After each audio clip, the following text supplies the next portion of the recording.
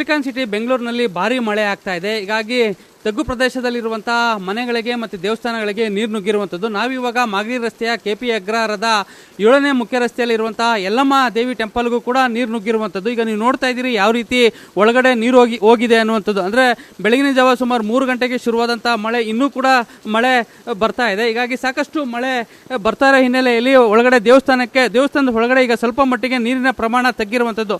ಸುಮಾರು 3 ಇಂದ 4 ಅಡಿಗಳಷ್ಟು ನೀರು ಬಂದಿತ್ತು ಅನ್ನುವಂಥ ಒಂದು ಮಾತನ್ನ ಇಲ್ಲಿನ ಏನು ದೇವಸ್ಥಾನವನ್ನು ನೋಡ್ಕೊಳ್ತಾ ಇದ್ದಾರೆ ಸಿಬ್ಬಂದಿಗಳು, ಅವರು ಹೇಳ್ತಾ ಇರುವಂಥದ್ದು. ಹೀಗಾಗಿ ಸಾಕಷ್ಟು ತುಂಬಾ ಹಳೆಯ ಆದಂತಹ ದೇವಸ್ಥಾನ. ಹೀಗಾಗಿ ಇಲ್ಲಿ ಸಾಕಷ್ಟು ಪ್ರತಿ ಸಾರಿ ಮಳೆ ಬಂದಾಗಲೂ ಕೂಡ ಈ ರೀತಿ ನೀರು ಬರುತ್ತೆ ಅನ್ನುವಂಥ ಒಂದು ಮಾತನ್ನ ಇಲ್ಲಿನ ಸಿಬ್ಬಂದಿಗಳು ಹೇಳ್ತಾ ಇರುವಂಥದ್ದು. ಹೀಗಾಗಿ ಸಾಕಷ್ಟು ಸಮಸ್ಯೆ ಆಗ್ತಾ ಇದೆ. ಹೀಗಾಗಿ ನೀರಿನ ಪ್ರಮಾಣ ಕೂಡ ದೇವಸ್ಥಾನಕ್ಕೆ ಹೋಗಿ ಸಾಕಷ್ಟು ಸಮಸ್ಯೆಯನ್ನು ಒಡ್ಡಿರುವಂಥದ್ದು. ಈಗ ಅದನ್ನ ಸದ್ಯದ ಮಟ್ಟಿಗೆ ಈಗ ಮಳೆಯ ಪ್ರಮಾಣ ಕೂಡ ಕಡಿಮೆ ಆಗಿರುವಂಥದ್ದು. ಸದ್ಯ ಈಗ ದೇವಸ್ಥಾನದಲ್ಲೂ ಕೂಡ ನೀರು ಸ್ವಲ್ಪ ಮಟ್ಟಿಗೆ ಕಡಿಮೆ ಆಗಿದೆ.